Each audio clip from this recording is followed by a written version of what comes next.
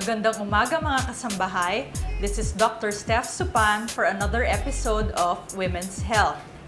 Ang pag-uusapan natin ngayong umaga ay tungkol sa breast cancer at pagkakaroon ng mastectomy.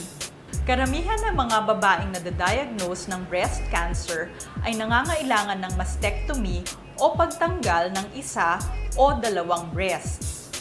Maliban sa mga effects ng surgery kagaya ng pain, pamamaga, o hindi maigalaw ang kamay, ay hindi natin masyadong napagtutuunan ng pansin ang iba pang mga complications o after effects ng mastectomy.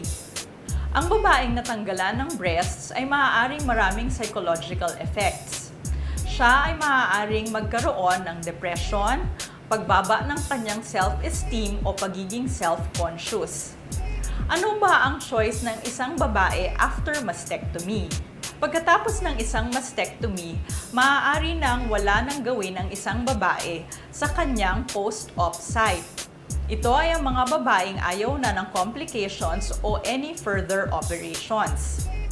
Ngunit mayroong mga babae na conscious sa kanilang itsura, lalo na kung ang natanggal sa kanila ay isang breast lamang. Mayroon sa kanilang concerned na hindi na ito pantay o hindi na maganda kung sila ay magdadamit at hindi pantay ang kanilang breasts. Ano ang options ng isang babae? Maaari siyang gumamit ng mga padded bras or mga prosthesis. Ngunit ang mga ito ay natatanggal at minsan ay hassle gamitin para sa isang babae. Ang isa pa niyang choice ay magkaroon ng reconstructive breast surgery.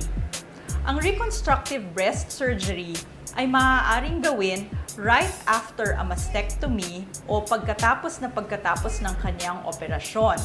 Ang problema lamang sa reconstruction right after a mastectomy ay mas matagal ang healing at maaaring mas maraming complications kagaya ng infection.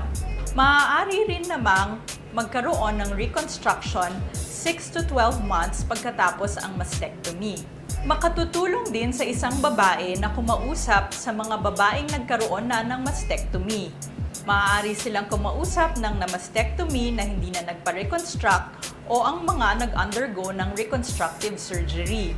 Ang choice kung magpapagawa ng reconstructive surgery after a mastectomy ay depende sa psychological status ng bawat babae. Ayan mga kasambahay, sana ay may natutunan kayo ngayon tungkol sa reconstructive surgery after mastectomy.